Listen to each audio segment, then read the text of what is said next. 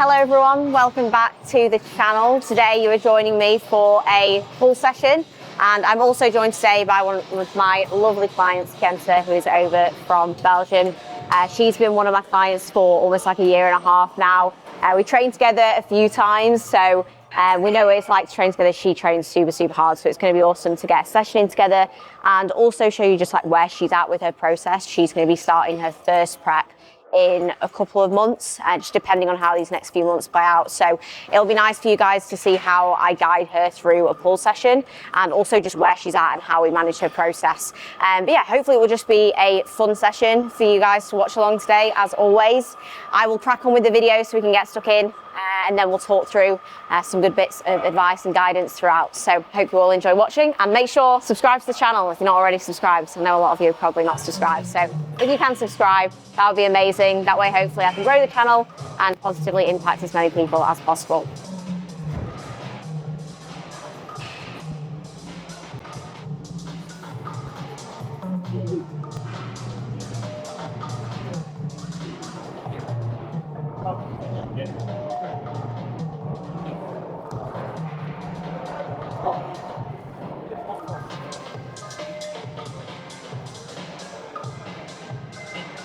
Kjenta actually does a really good amount of mobility work at the start of the session as well. As you guys know, I'm a huge advocate for making sure that you do your prep work, not just like rehab, so like actually having to deal with an injury after the fact, but like prehab, so actually making sure you stay on top of that beforehand.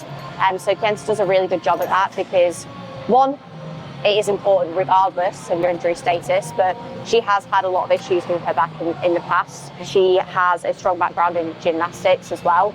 I'm sure she can maybe kind of give her own insight on that a little bit later. But as a result, it's so important that she does this before sessions to keep her safe. She actually will not be hip hinge and stay either. So she no longer does any form of RDL, hip hinge. We used to have her doing RDLs with reps in reserve, but the risk of injury is just so high for something that's just simply not necessary. Like, hip hinges are great, and you guys know I love a hip hinge, but if you're not safe and you're going to hurt yourself and it's going to literally prevent you from training in general, like, why do that when we can still train the erectors, we can still train the glutes, we can still train the hamstrings through a number of different other ways. So she won't be joining me for those today, and hopefully that kind of shows you guys that, you know, there isn't just one route to making progress. There really isn't. Kjenta's made an amazing amount of progress as well. So if you can't RDL for whatever reason, previous injury or something like that, don't think that it's going to limit your progress, because there's so many different ways to still make progress. You have to be smart with it.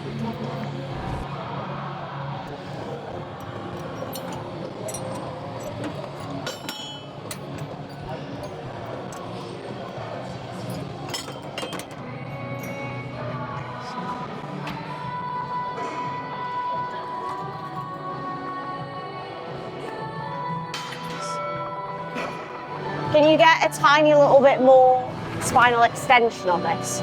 So like as you come up, actually fully extend the spine, yeah? Because you obviously want to focus on spinal extension and flexion for the abs, but it will also help with just mobility for your spine anyway, to like come up a bit more and then just come through a bit from that. Okay.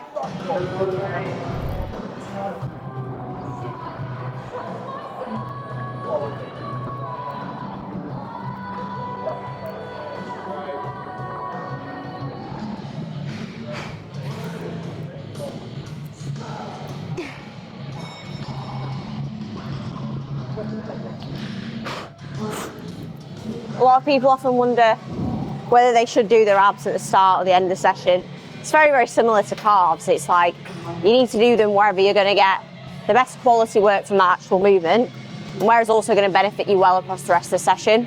So for example, on leg days, I do my abs at the end, because if I do them at the start, I'm in the gym for about an hour before I actually get to doing any actual leg work, with also doing everything else.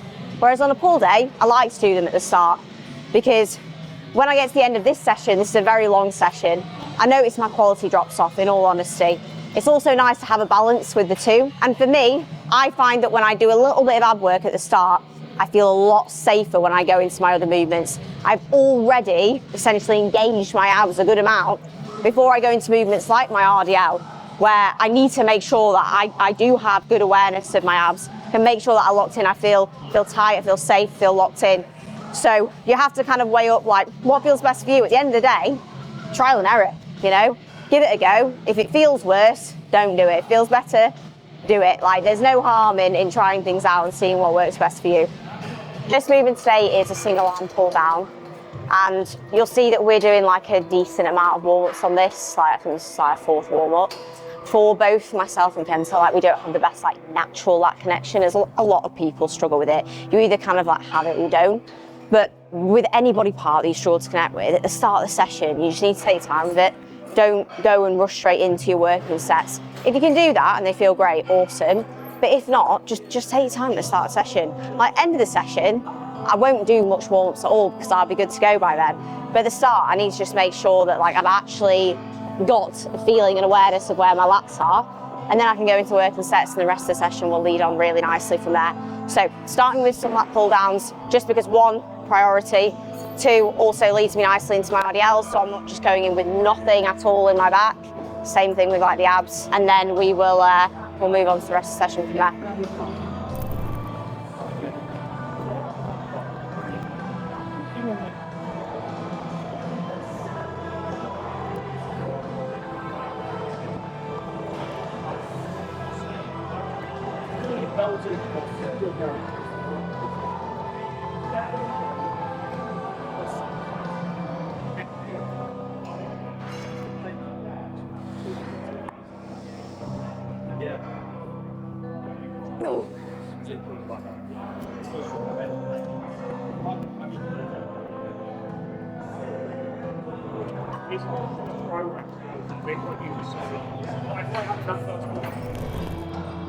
Nice, they're lovely.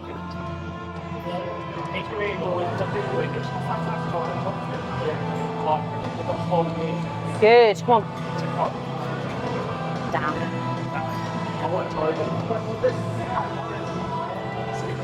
Yeah, good, big stretch. Really drive down, down, down, down. Yes, good.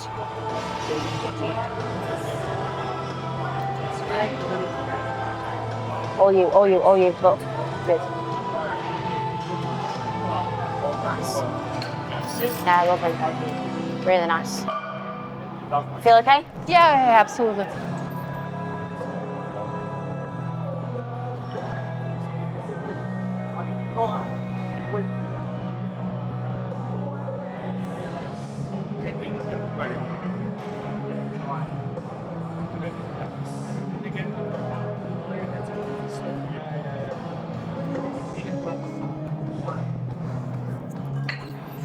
Lovely.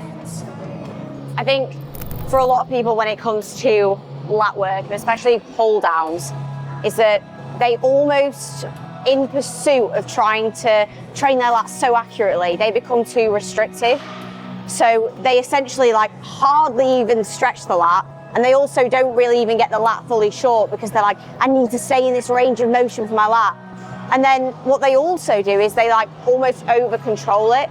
So they're moving so slow that they're really just like over tensing their forearm and like really using their bicep a lot. So yes, of course, you need to stick within the range of motion for the lat, but actually start by being a little bit more free, and then you can start to just fine tune things a little bit more from there based on how they feel and how they look. But I would almost say like be like overly free with your movements and then pull them back rather than being too restrictive and actually kind of like limiting yourself way more than you realize.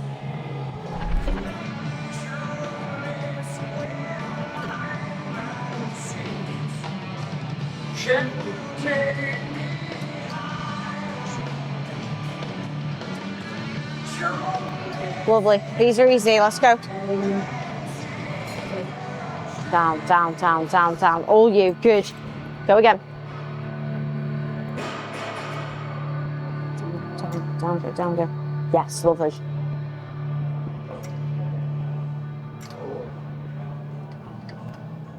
Come in. There we go. Just guide it down, down, down, down, down, down, down, down. Yes, good. Very nice. Lovely.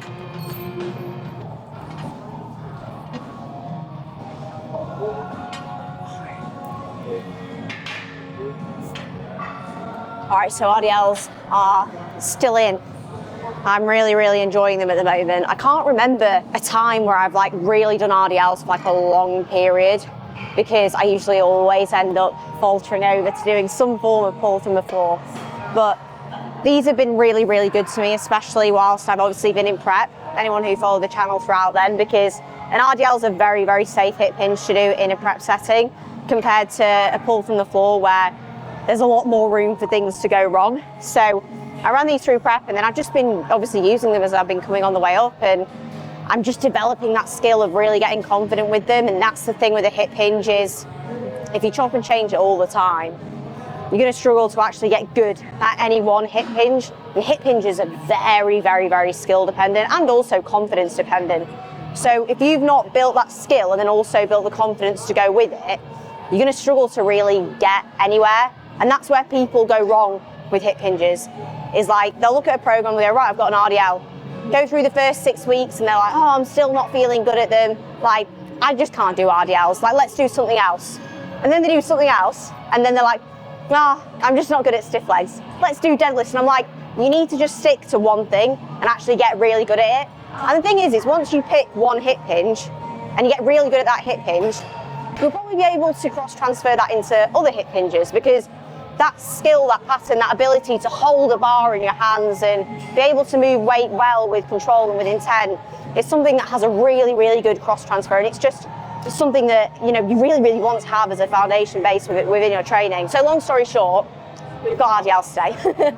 And whatever hip hinge you do, like, stick with it, be persistent with it, even if it doesn't feel good initially, because you need to be patient with it, you need to stick with it in order for it to get better over time. Best tip that I can give you for your RDLs is, imagine that this bar is like attached to your body. So whenever you get strapped and locked into the bar, you obviously want to pull in, keep it close, but imagine that as you perform that hip hinge, the bar cannot come away from your body. It's literally as if it's like super glued and attached, it's part of you.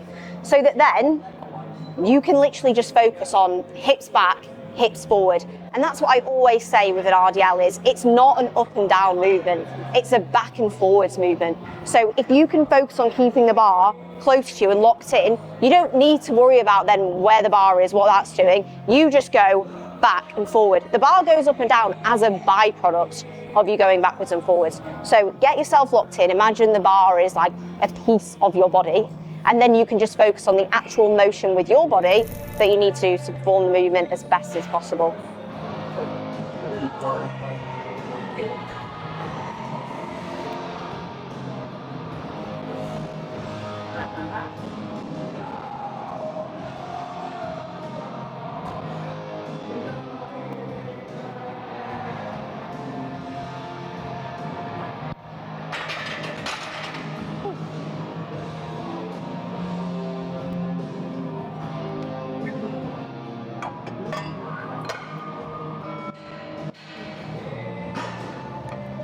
The reason why it's also important that you keep the bar close to you is because one of the main reasons that most people fail on any form of deadlift is because the bar comes away from them. So you'll notice if you watch maybe some of your sets where you failed out of nowhere, it's probably because you've come down and the bar's come here, and then you're trying to pull through, but the bar's pulling you forwards and away. So you're limited not by your strength. It's not a case of you not being strong enough.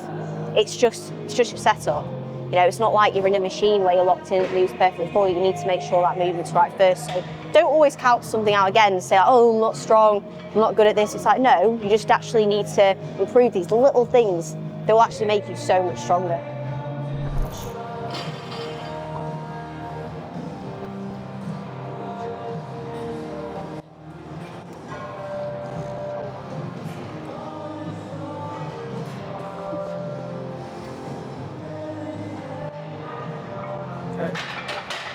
It's a meet and greet going on over there. Sorry, I'm not getting distracted by the things. AJ's just having a little meet and greet session in the corner of my eye whilst I'm doing my warm-ups. On a serious note though, if you're actually doing a working set and there's stuff going on around you, just don't worry about it. It's not worth it, because I promise you, if you let yourself get distracted by someone walking past, somebody looking at your set, you'll be way more annoyed after the fact when you're like, I let that distraction impact my set for something that was literally happening in such a small moment in time. Something that's so insignificant as well, and that is where logic, it matters, it really matters. Because you can like act on emotion and be like, oh, I'm distracted, or I'm gonna let that bother me. It's like, no, just be logical and be like, I don't need to worry about that right now, it's not important. Care way more about the set, and don't let stupid things get in the way. You just don't need to impact it at all. If you also do the same movement over and over again, whether that be, like in a leg session, you have the same squat pattern, or push session, you have the same press, or pull session, you have the same hinge, etc.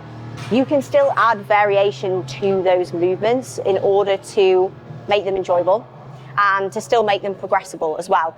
And the two main things that I would probably advise that you do are, firstly, having different rep ranges that you can work with, and then also having different ways in which you execute the sets. So that could be like tempo cues, could be pauses. Often pauses are one that work really well. And that's going to help you, like I say, to keep progressing that movement, but also, again, just develop more skill at that movement. If you can do a pause set and you can get more confident with how you execute, with bracing into the stretch, staying locked in and being powerful, then you're going to come into the non-pause set and you're going to be like, oh, this feels easy. So it's like relativity of working with these different loads, different rep ranges, executing movements in different ways. You don't need to have a variety of different movements in order to still move forwards. If anything, actually working with the same things and just developing different skills and different strengths with them can probably even help you also in a lot of ways.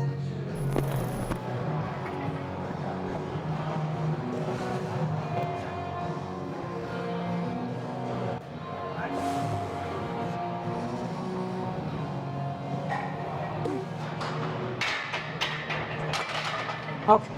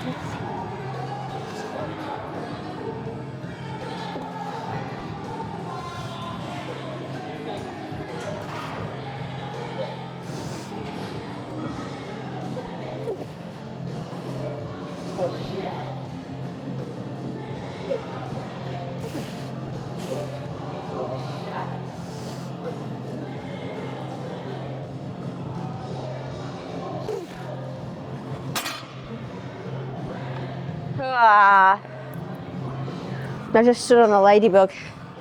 I've killed it. Oh no. Sorry, wasn't intentional. Anyway, good set. Good set, that's what matters most. I think that was a couple of reps up from last time. Honestly, I need to check my logbook. But that's kind of a good example where I don't let the logbook lead the session too much, in the sense that I do roughly know what numbers I want. I want to beat those numbers, but I just go in and I take as many like good, strong, safe reps as I can do, because otherwise you get close to the amount of reps that you know you need to get, and you're like, oh God, I need one more. It's starting to feel hard now. And that's what a lot of people do, is like, say if you need 8 reps in a set to progress, they'll get to rep 6 and they might think, oh God, this is hard. And they'll bring that failure point close to them because they're worried about it. And they might not progress the set because they're just worried about the reps and they're almost making them feel harder than they actually are. So try to just not worry about that too much. Just go in and just be like, right, I'm gonna full send all the way to failure, and then wherever it is, it's wherever it is. And at the end of the day, that's actually what matters most.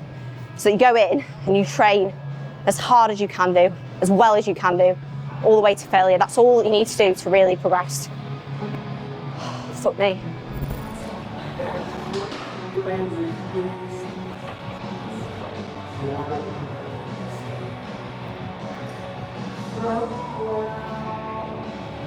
If your Smith can come down like this, then it's great. But some of them have safeties like here, so you can't actually like set it up. Yeah.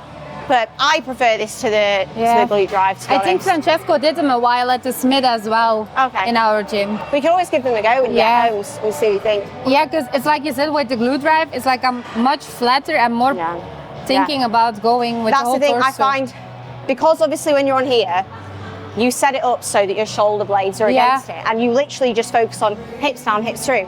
Whereas when you're on the glute drive, because your whole back is against it, you naturally want to move with your body. So I always find that this is generally, it feels better for me anyway, and it's like however it feels is the main thing.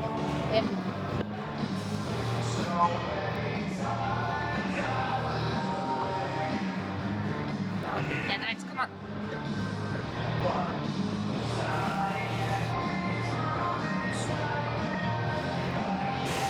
Come on.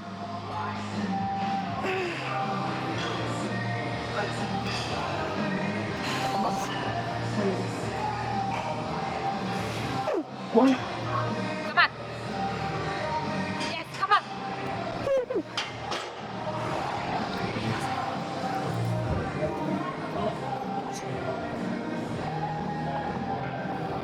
Lovely. Yeah, good, come on. Strong in 10, let's go. Yeah, good. Through. Yes, good. And 1, let's go. Through. Yes, good. Run. 1 more, okay, I'm with you, let's go. Hips through. Yes, all the way short. Good, and rack. Nice. Really good. That's spot on. Because you've been doing them Like that, this. yeah. I think because of how much this moves, it feels horrible to do it like that. So I generally find like set it somewhere here that feels comfortable, and then either hold there or you can pull in. But I generally find that pushing against that feels a lot better. Yeah. Especially on this, keep your grip probably a lot more underhand rather than being neutral, because you'll probably want to pull it out a bit. So really underhand, really like elbow in as much as you can, and just try and think down as much as you possibly can do on this one.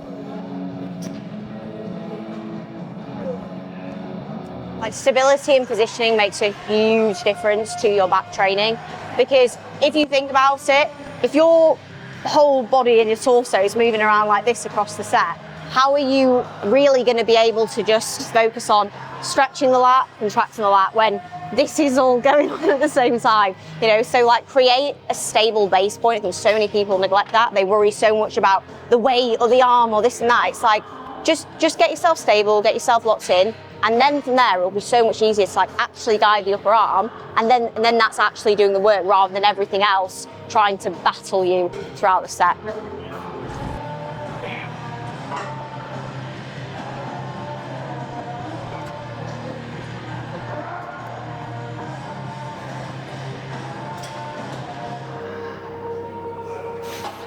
Come on.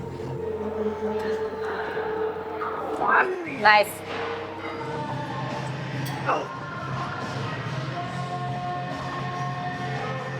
Yep, right. Yes. Nice.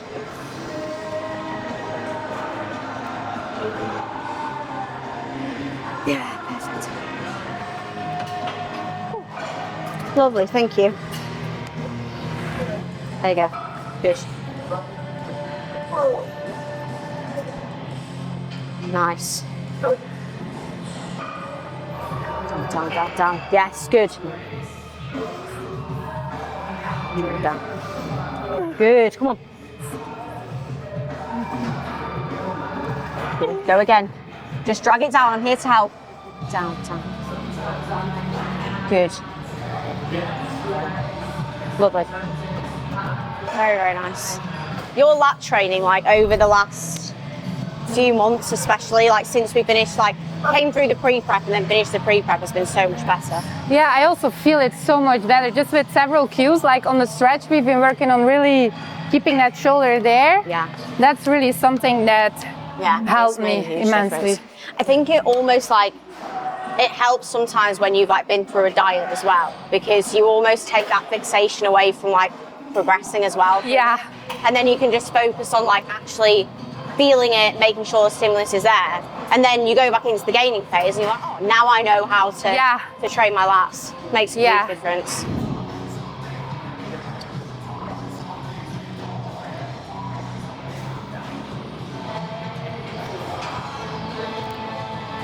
Nice. Come on. Yeah. Ah, lovely. It's phenomenal. Right, we're gonna go do some upper back rows now. Still got quite a bit of session to go. Sorry, Jen. He loves it really because he gets to spend more time with me. As do you guys. Doing a free moving seated row like this, where you've obviously not got a chest support, you can just have complete freedom of movement, is a really good option for like anyone who maybe needs to work on their scapular mobility, but especially for a lot of females, chest supported row variations can be really uncomfortable because obviously we have breast tissue, and also for someone like myself, like I have a breast augmentation, so getting on a chest supported row, like I literally I physically can't do it. So that can be something that, you know, like doing movements like that, whilst everyone says, oh yeah, it's better for, you know, back training if you're in a stable position. It's like, well, no, for me, it's actually not, because I'm more limited. It's always about looking at the individual and what works best for them. So especially for a lot of females, and especially females who have got BAs, you need to get feedback from them to know what actually feels comfortable and what feels safe for them. Not what you read in a textbook or not what you just give to your male clients. It's like you need to actually look at that female specifically, look at their needs and what's going to give them the best outcomes. I tend to be, honestly, just a bit more aggressive with the first set. So like a bit of body movement is perfectly fine. You've got to move a bit to get it moving, and then it's like the same thing as with that row, and then with the pull down, it's like the back offset, you can be a bit more careful with your execution. But as long as you feel safe, like especially with your lower back, be safe. Please. I can't have you going back with an injury. I'll hate myself. Imagine. But yeah, you can have a little bit more freedom with this. Yeah.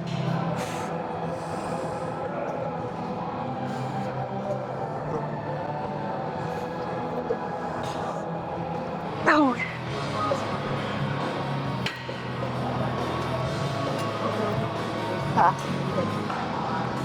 So when I get to like the rep where I have to like go back a bit, that's when I leave it. Yeah. Because otherwise you could take so many. I feel like you have to have some like rule to be like, okay, when I take one rep like that, and then it's done, otherwise you just keep going and going. Otherwise you look like you're swimming or something. Yeah.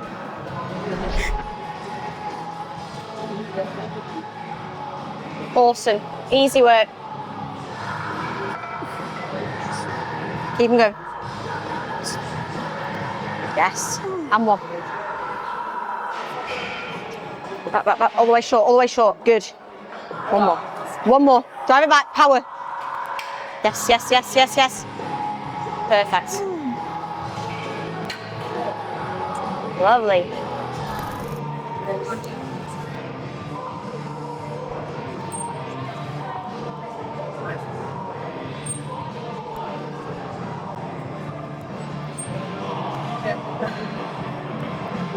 Yeah, nice. Come on.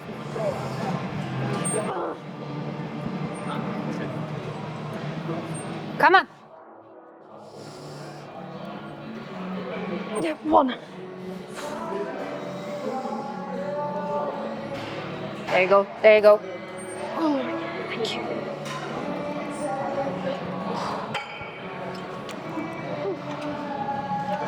What you'll have seen, and I've mentioned this to Kjenta a few times across the session, is that the back offsets where I have got lighter load and slightly higher reps, I do focus a little bit more on connection over anything else. I think with your training, you can't be too distracted by always thinking about the feel, because if you're only ever thinking about feel, you're never really going to handle any serious load, and you're probably not really going to be able to progress, because you'll be like, oh, every time I progress, I don't feel it as much. Like, do you think when I'm doing RDLs, I'm thinking about how I feel set? No. But you should also have a mixture of some sets within your session where you can focus on the connection, because still having some connection is important. So it's another reason why, you know, using some of those higher rep sets, making sure your back off sets maybe are just focused on still nailing that connection a bit more. So that's what I tend to do across my training. It's not, oh yeah, full send, like doesn't matter, or it's not, oh, we're here for a pump. A mixture of the two is a really, really good approach in my opinion.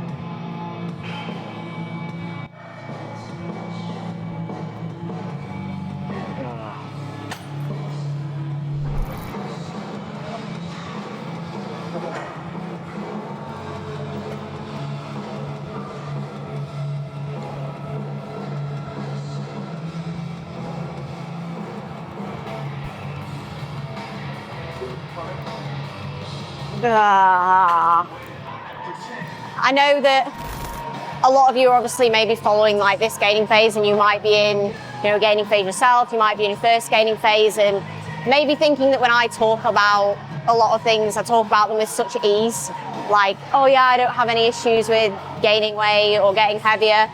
But this is like not my first rodeo, you know, like I've been through a lot of gaining phases now and like a few off seasons, so I am more comfortable with that. But I know that, you know, the first time you go into a proper phase of gaining weight and you're working with a coach and they're like, yep, we're going to get heavier week on week on week, that can be quite scary, you know, especially for a lot of females where, you know, for the most part, a lot of us from being a very young age, it's like, you know, smaller is better, lighter is better. And Kjenta is a great example of that, because prior to us working together, she'd never been in a gaining phase before.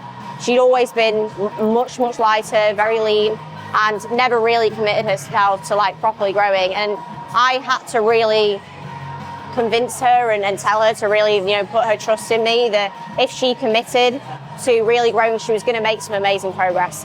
And I'm going to give Joe some pictures that he can put on the screen at the moment, so you can see the difference from when we first started working together to at the end of her gaining phase, and the progress that she made was incredible. And that's something that you have to really keep trusting throughout, because you might not see it week on week. You might not even have the vision of that at the very, very start, and it can be really difficult. But remember, change does not come without change. So if you really want to make progress, if you really want to step forwards, if you don't want to just be the same day in, day out, you have to be willing to commit to that process of seeing change, and just put your trust into somebody who you know has your best interest at heart, who is educated and who can fully guide you in that process. Because then you really can just enjoy it, and you can have confidence in knowing like, okay, I am working towards being my best self. And that is such a fun process to go through as well.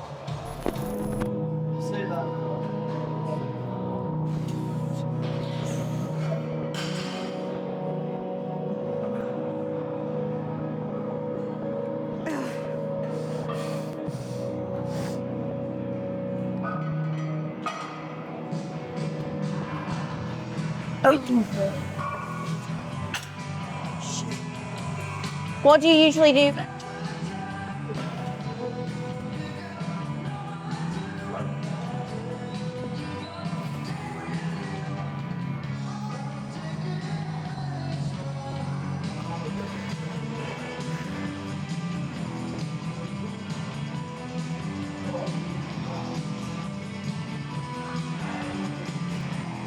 Yeah. So I don't have a huge amount of arm work in my programming at the moment. I used to do a lot more. We've actually brought it down quite a bit this off season, which is sad for me, because I would like to have massive arms, but it's not really appropriate for the division that I need to be in. Not that my arms are too big, 'cause they're not too big, unfortunately. But if I'm going to drive more of my like recoverable volume to something else, like I need that for my back, I need that for my side delts, I need that for things that are more important. So that's really what you have to do when you're looking at your programming, or at least understanding maybe your programming from your coach, is like, okay, what do I need for my division? You know, so as much as you might want to do certain things, it's like you need to think about what you actually need and then set out your session in order of priority. You know, like if I needed bigger arms, probably do my arms at the start as well, just to make sure the quality was better. That's just a rationale as to why I have a little bit less work here now. You don't have to have a super, super deep why for your bodybuilding journey. You'll hear people talk a lot about, you know, understand what your why is, you need to know what your why is, and absolutely you do. You know, like when you think about why you bodybuild, especially, you know, competing, when you get to those hard days in prep, you need to know, you know, why you're doing that. It will drive you and it will help you feel fulfilled and connected with your journey, but it doesn't have to be this intense, deep why. You know, a why can be, I just love training. I love pushing myself. I love having a challenge, and that's more than enough. If anything, that's a great reason to compete. That's a great reason to bodybuild. Don't overthink it too much and think that it has to be this big, intense thing. If anything, that can actually hinder you a little bit more, because you then maybe put so much more pressure on the process. You maybe overthink it a little bit more. So literally, in my opinion, just loving training, loving the process, loving pushing yourself is more than enough. And if anything, it's a great reason to do what you do.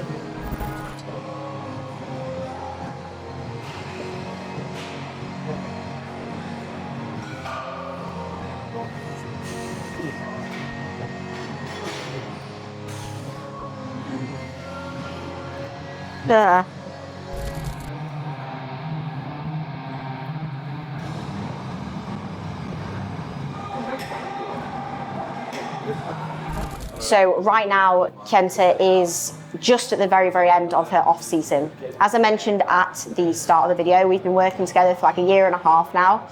Throughout that time, we had a really, really good gaining phase. Like that was the main thing we were focused on, was like, let's actually get some good productive growing in place.